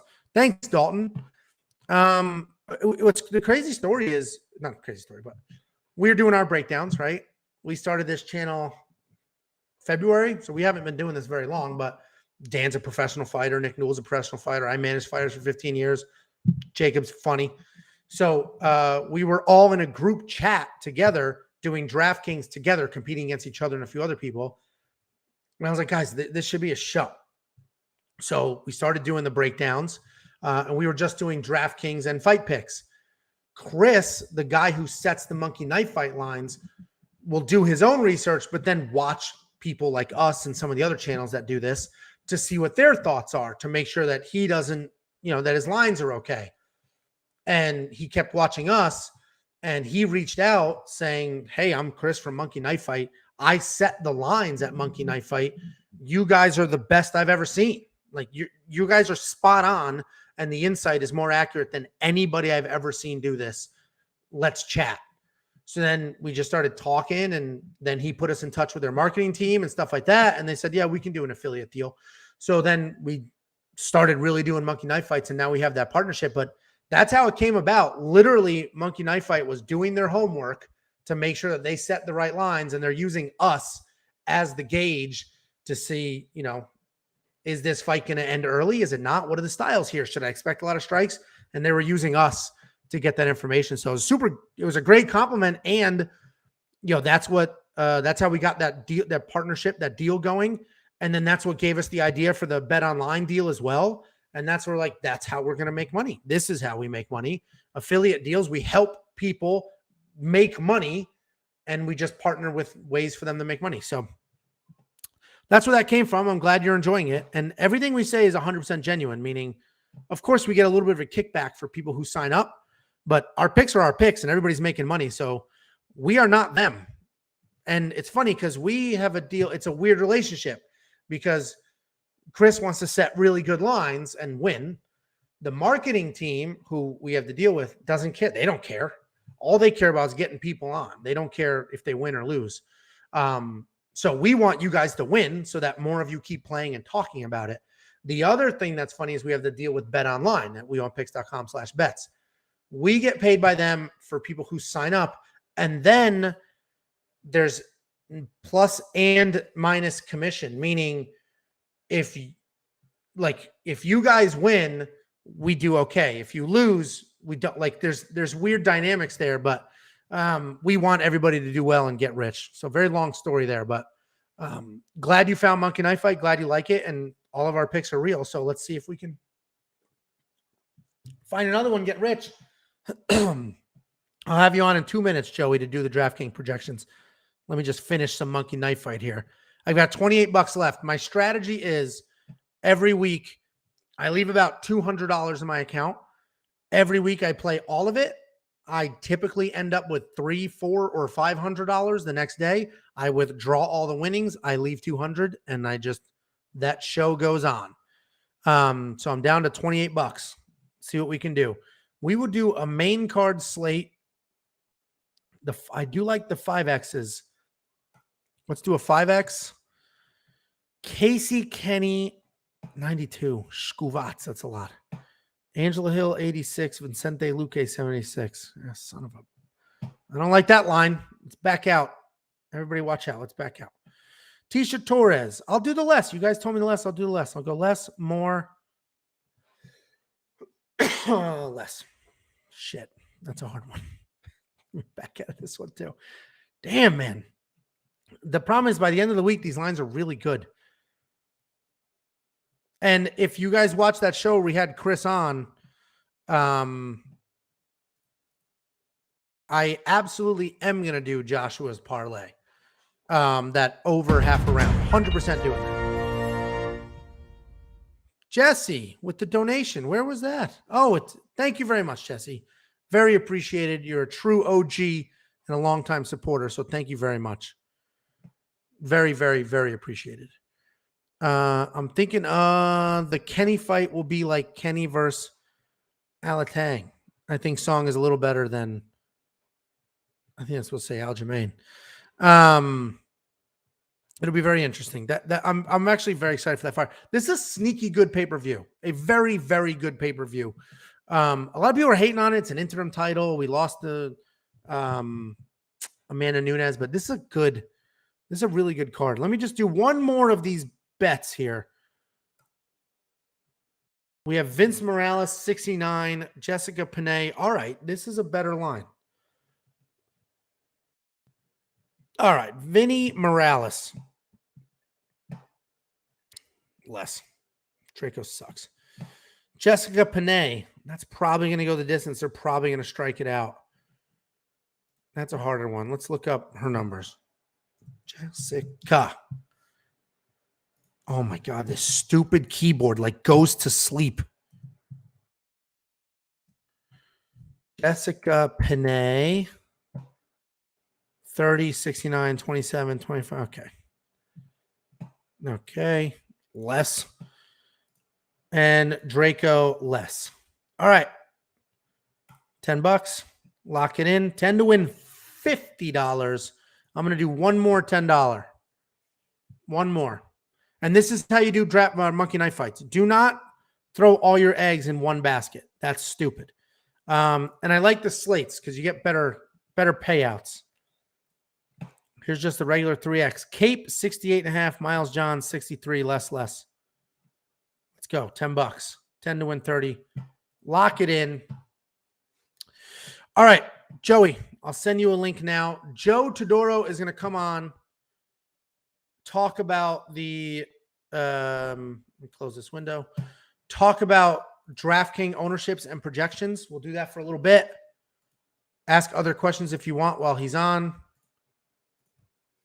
But that's the plan. Ooh, I'll leave this here while I get Joe on. Who watched the Nick Newell movie? Did any of you watch the Nick Newell movie? It's awesome. Legit entertaining. Nick Newell's the other host of this show, if you don't know that. Nick's on the show. He hasn't been here in a little while because he had a training camp and then immediately after training camp started to promote this movie. Excuse me. All this talking on a live stream for multiple hours rips my throat apart. Let me send you the link, Joe. Joe will come on. Watch the movie. Legit, Jesse. It's a good movie. Like, I thought it was going to be cheesy, and we've been making this movie for 5 years now, 6 years. They reached out to us before the Justin Gaethje fight about making this movie. And what the hell is going on? And we've been doing it ever since. It just took forever for them to do the right casting and then the green screening of his arm and all that stuff. Then they sent it back because they didn't like how it looked. But the movie came out really well. And it was I thought it was going to be cheesy. It's not cheesy. It's actually a good movie. And let's get Let's get Nick rich by watching this movie. All right, I sent you the link, Joe. While Joe comes on, we'll talk about Nick's movie. Yeah, it's legit good. And it's not 100% accurate. Like in the movie, him and that kid, Abby, are best friends growing up. They were best friends, but they became friends later. His dad's not really in his life in the movie. His dad was in his life sort of a larger chunk than the movie will make you think. That scene, there's a scene in the movie where his mom's fighting with the commission. That wasn't his mom. That was his manager. But stuff like that. It's a really good movie. Joey's here. Yo, what's going on, everybody? How are you? Hold on one second. Mbae, no. If you deposit $100, they will give you a free $100, so you'll have $200. You have to play the free $100. You can withdraw your $100 and leave the free money in there, but the free money you have to play just one single time. So put $100 in, use the match, take your $100 out.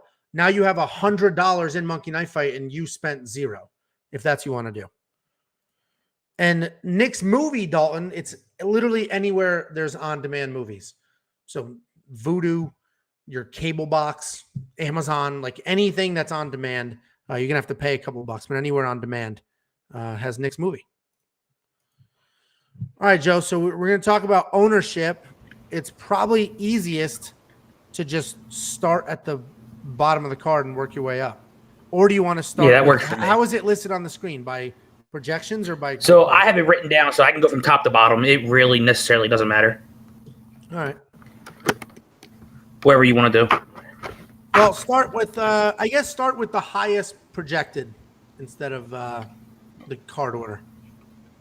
Okay, so if you want to go higher projected, I know even if you're playing cash or GPPs, Gane's going to be the highest. He's currently at 60, which I guess a lot of people are thinking he's going to either finish the fight within the distance, which I think majority of us think, or he wins a decision, which I honestly don't see it going to 5. Let me see the next one in order. You don't see it going to 5 because what? You think he puts out? I just think at some point, I think Gane's going to slow down Lewis with the leg kicks, use his range, his movement. He's going to tire out Lewis. And I wouldn't be shocked if maybe he even gets a clinch for a takedown, win with some ground and pound. It wouldn't shock me because I don't think he's just going to straight up catch Lewis by a straight punch, by a knockout.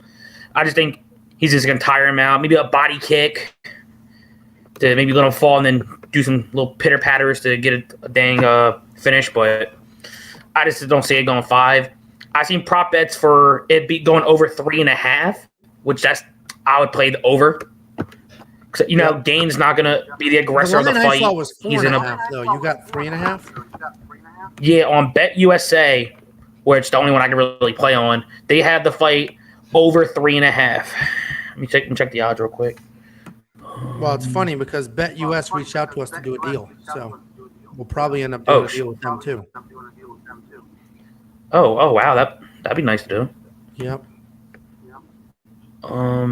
Yeah, so the over 3.5 is at plus 125. Okay. Which I'll That's solid. more than I likely agree be with that. playing that with no problem. Yeah, that's solid. The next one for the highest is Menefield, which I guess a lot of fields are going to be thinking that he's a first-round guy, so he's going to get the quick KO. As me and you talked previously, it wouldn't shock if the fight went over a round and a half, maybe a few minutes within the second round. Maybe Menefield can catch him. But if not, definitely look at the odds for Herman for a possible late 2 to definitely a round 3 possible finish, because Menefield does tend to slow down, and it's once he slows down, it's not too good either. It's not. Yep. Okay, the next one. So anybody just Okay, hopping the on next Joe, highest. Joe is walking good. through projected ownerships for DraftKings. So Gane, you did the highest projected ownership at 60%. So who's the next highest? Menefield's at 40, so that's the second highest. The third highest is currently Johnny Munoz over Simmons. Munoz is at 38. So Johnny, not Pedro. Yeah, for Johnny. Which, ideally, I think he is the favorite. I don't see the fight ending in round 1. I think maybe Simons might try to push it a little bit. You know, he is an aggressive wrestler, which I wouldn't want to go to the ground with Munoz. I've seen transitions that he has. It's absolutely incredible. No matter if he's on his back, on top in the guard, he moves so fluently when he's on the ground. It wouldn't be shocked if you want to take a prop bet of maybe Munoz round 2 or maybe a late round 3 sub. You could probably get good odds on that.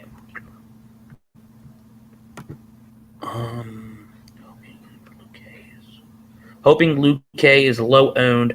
Everyone is on Chiesa. So answering that question for you, Jill, from the field on DK, they actually have Chiesa higher owned. So Luke K is a little bit on the lower owned, which I was actually about to get to right now. Chiesa is the 4th highest owned on the slate. They're projected. They just think they're going to pretty much wet blanket Luke K the whole fight. What are the percentages? Okay, Chiesa's at 35%, and then Luke K's at 30%. So they're probably thinking it's like a pick 'em in percentage-wise, which is true. If Luke K wins, it's going to be by finish. And then if Chiesa, I honestly think decision, because Luke K is tough to finish. Maybe he just ragdolls him. Maybe gets amount of takedowns, control. But if he doesn't get that, Chiesa bust, and then Luke K could probably just win in a late finish or a decision. Yeah. Okay, 4th. Yep, Chiesa's 5th. The next one.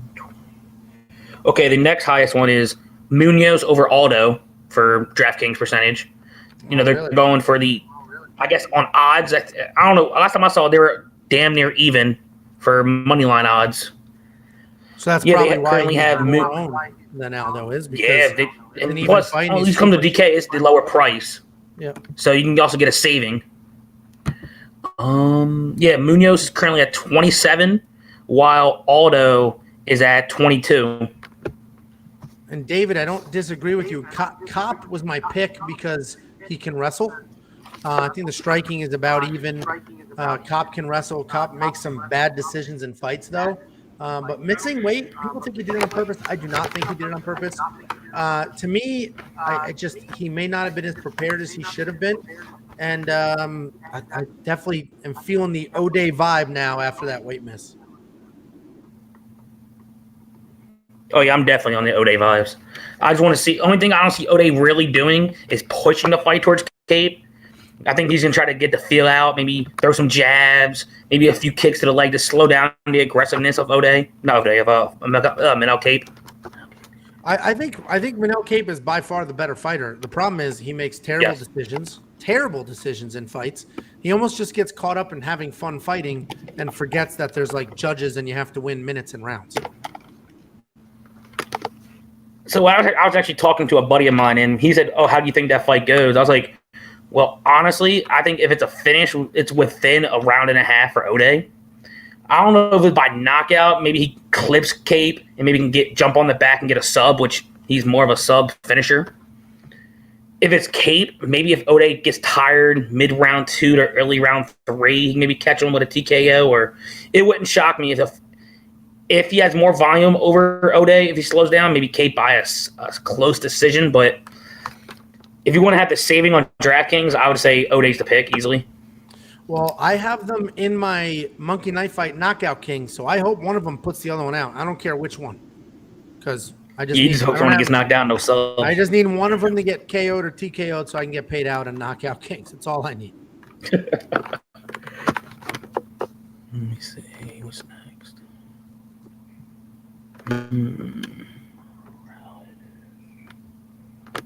What's the ownership on Torres and Hill? Torres, they're both low. So if you have a stronger side, you can go towards it. Hill's actually the higher owned at 18%. She's so cheap, probably. They just think it's going to be a decision fight, which we probably all expect. But I'm actually with you. I actually like Torres for the win. DK, it's maybe if I do multi-entry, but if I'm doing cash, I don't know about a cash line because you never know how that fight's going to go. Yeah. But Torres, that's currently 13. Yeah, so it's definitely for GPP. You can definitely get different. Josh, Knockout Kings is in Monkey Knife Fight. I love it because you get to pick any 3 fighters you want and risk as much as you want. I just like as close to guarantees I can get. So 3, I just need 1 knockout. But this week, more than any other week, is really tough because I just don't see a lot of stoppages on this card. I really don't. And I think that's going to be a problem for Knockout Kings. So we'll see. This might be the one week where people shouldn't do Knockout Kings, but it is basically free money.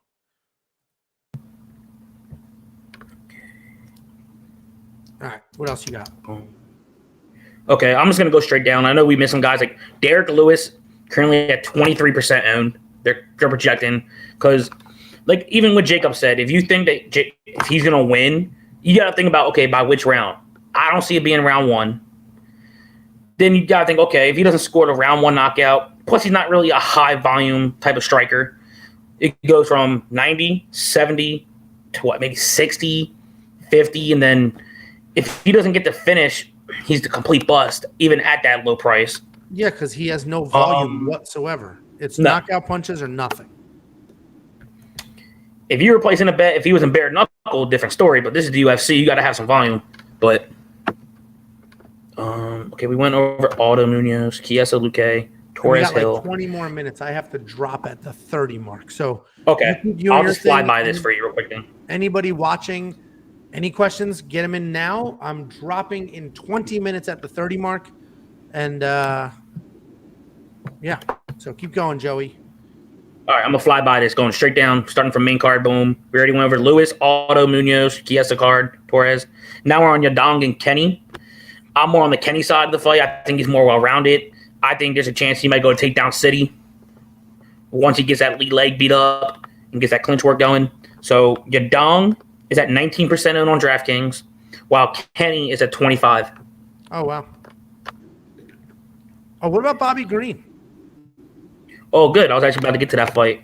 Bobby Green is currently at 12% ownership. Yeah. They just think maybe his opponent's just going to leg kick him to death, maybe go by decision, which I expect. I've seen people say, oh, no, Rafael's going to win by knockout. I'm like, look, I also put Bobby Green in the category of Darren Elkins. You're not putting him away. He's just tough as hell. I mean, that's why I have the bets. Yes. That's why I have these bets here with Fiziev wins a decision and Bobby Green 3.5 points. I think Fiziev will win a 29-28 decision, and then I'll get paid on both of those bets if that's the case. Or I think I had that same projection. What? I think I had Rafael winning the fight. I think I wouldn't be shocked if one judge gives him 30-27 with the volume. I think Bobby Green maybe round 2 can get the clinch, maybe win the round 2, and then round 3 is up in the air. But I think Rafael will have the advantage in the cardio and more volume. Oh, but yeah, Rafael's at 26. A sneaky fight, if you guys want to get to, which I'm considering. I know Dan's high on Morales. But Morales is currently at 18%, and Rodriguez is at 23%. I think Morales could finish Rodriguez. We've seen Rodriguez have that soft chin syndrome his first fight, which I wouldn't say it's embarrassing, but it's not a good look. Even though it is, even if against what's his name, Sahabi. Yeah, Viras Sahabi's little brother. Yeah. Yeah, it's interesting because Draco just looks so terrible in his last fight. There's a lot of recency bias against him, but but who knows? We'll see what happens. But I do think I like Morales over Draco as well. I just think he's more well-rounded overall wise. He has decent grip striking. So does Draco. But I don't like how Draco's hands are a bit lower below the chin. That just bugs me when you just leave your chin up in the air and just be able to get grabbed. Even though I think Draco may have the grappling. They said he's a grappler when he first came up. But last time I've seen from Morales, he does get up pretty easily. Then he just lets his volume come. I think that fight's a sneaky potential fight of the night. Yeah, they're both super aggressive. They both come forward. I think Draco's actually the better fighter, but he's got that weak chin. He's got the weak chin, and Vince Morales comes charging forward and can make it ugly and touch that chin and make something happen. So it could be a good fight. That could be a fight where there's a knockout, but it's just I think it's closer to 50-50 than what the odds are saying. So I think we went over Mendenfield Herman, correct? Yep. Okay. Next is my sleeper. I'm not gonna hide it from everybody. I got my own lock of the week. Carolina is going to put an absolute whooping on Pena. Absolute whooping. Well, I have Carolina beating Juliana Pena as well. Well, she's the favorite, absolute whooping. Yeah, she should. She should. Literally, that was my breakdown. Was that Carolina was almost a champion, right? Was fighting for the belt at one point, but then she hit a bad 4-fight skid. And Pena can make it dirty and ugly and boring just by leaning on Carolina, literally just leaning on her against the cage. Mm-hmm. But I do think Carolina should win. There's levels to this, and Carolina's on a completely different level. And plus now, I think either you or Jacob said, and I actually saw on through Instagram. Yes, I'm on Instagram. But she actually trains with Joanna. Pena. Oh, there you go. I was actually going to, even though I know Manel Kape going to win. See how hard it is? Everybody gives me a hard time for how I pronounce names. I pronounce hard names too. I'm not even going to try her last name. Every single week, we have to remember 26 fighters, their names, what they do, how they do it, and then put all that behind us and move on to the next week. It's not easy. It's not easy. No. But that fight is lower owned. They don't expect much from that fight. But my girl Carolina, she's actually 13% owned, which I think she has a lot of volume. I think she can easily piece up Jessica. And I think I'm actually saw prop bets where I'm actually going to consider her knocking out or TKO and Pena. Round one's at 1,400. Oh, yeah, Pena. I keep saying Pena. Damn it. I saw that money line before that fight got canceled. I was just going to smash it even though she lost. She was going to lose. But, yeah, round one for Carolina's at 1,400 for a finish. Round two's at 2,000. Round three's at 3,000. I don't know if she'll get a finish. It wouldn't shock me if she gets a Fury off. I don't know if she'll get a finish. I don't know if Carolina's... It wouldn't shock me. It wouldn't shock me because Jessica has no chin either. She just leaves her chin, hands down, leaves it up, waiting to get hit. It wouldn't necessarily shock me. To me, that's a good live betting fight. Because if it looks like... Because... It may go the other way, meaning Carolina could have her back against the cage, but when she does touch Pena, it's solid, and then Carolina could end up in the second round as the underdog, and it might be a good place. But that's a good live betting one because, listen, at this point in her career, Carolina's I don't know what it looks like. 4-fight skid, I don't know what she looks like right now.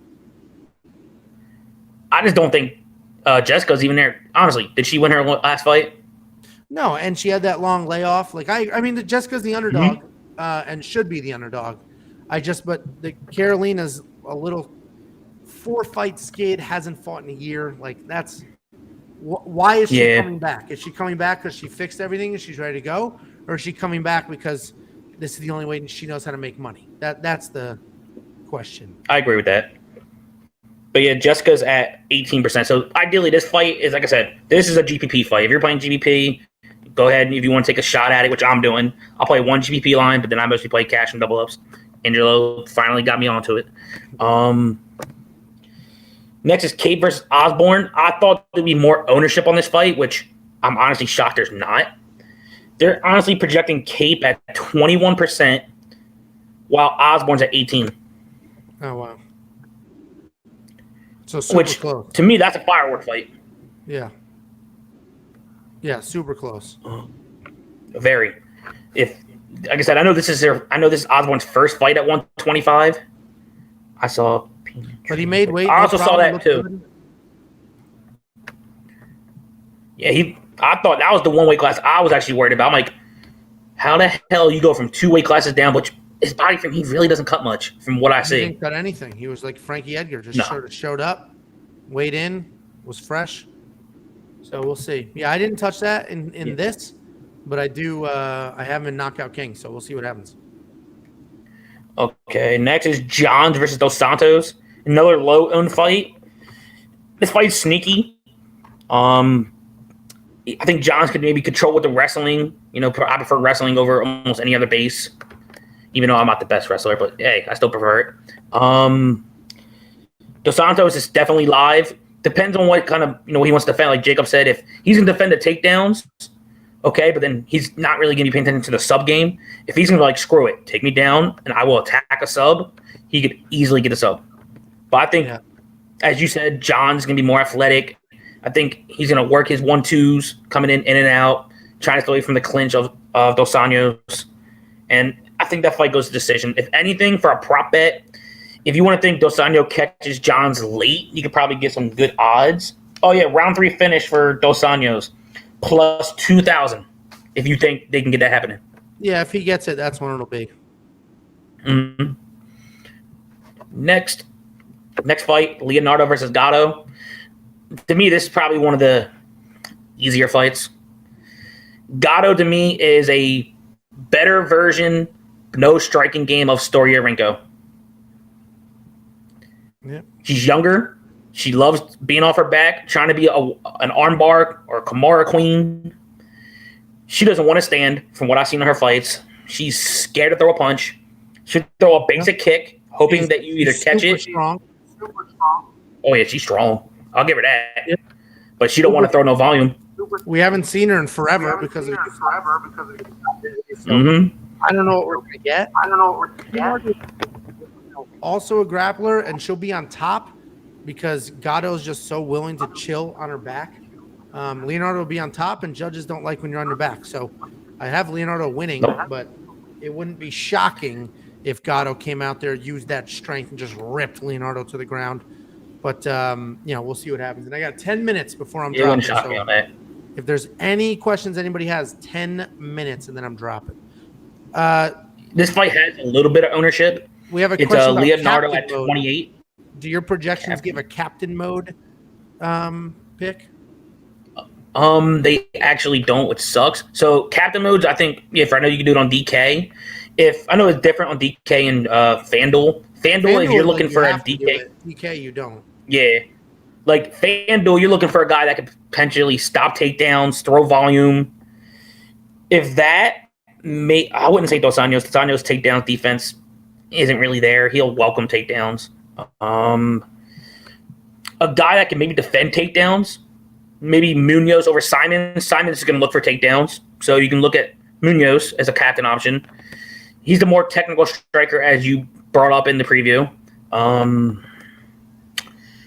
Maybe Luke as a sleeper. Chiesa is going to try to go right in, go for clinch, go for takedowns. And if Luke can stop the takedowns, he's going to out-volume him probably 3-1 easily.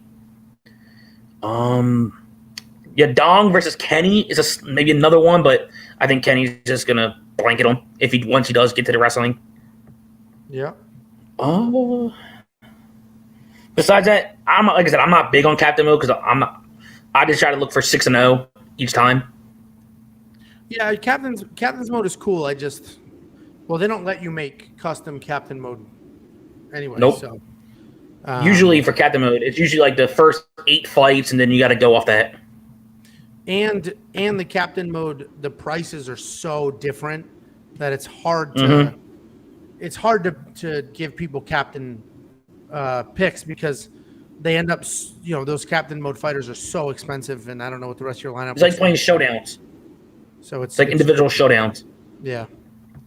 All right, I'm dropping in 5 minutes. Any last questions from anybody?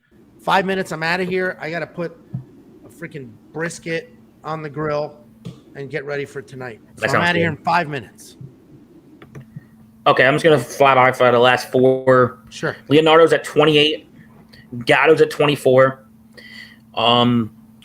Munoz on Simmons. Munoz is one of the higher owned. He's 38. And if you really want to get real different on GPP, Simmons is the lowest owned guy at 5%. Wow. That's crazy. Which, to me, I thought, if you look at both games, it's almost close, but I still think Munoz is a +1 almost everywhere. Yeah, I don't have Simmons winning at all, but I mean, I guess he's not that cheap, and he's probably not going to win. That's probably why he's so low owned. I'm definitely intrigued how he looks for his debut. Yeah. At 135. Yeah. Yeah. Because he got delivered a killer. It's a fun card. I'm genuinely looking forward to it. I think every fight is really good. This fight to me is closer than the last 2 cards, and the last 2 cards kicked everybody's, not us, but kicked a lot of people's asses. This is a close card. This card has me more scared than any card I've ever broken down. But we'll see. It should be a lot of fun. I got to go, but thanks for hopping on, Joe. Appreciate it. Super helpful. Hopefully everybody got some value in that. Maybe next time we'll like make it graphics or something so it can be shown on the screen as well. But thanks, everybody. I don't think we're going live tonight, but maybe we do. We'll see what happens. But thanks for hopping on, Joe, and thanks everybody else. If you haven't liked it, like it. If you're not a subscriber, click subscribe. It's appreciated. Thank you all very much. Appreciate it.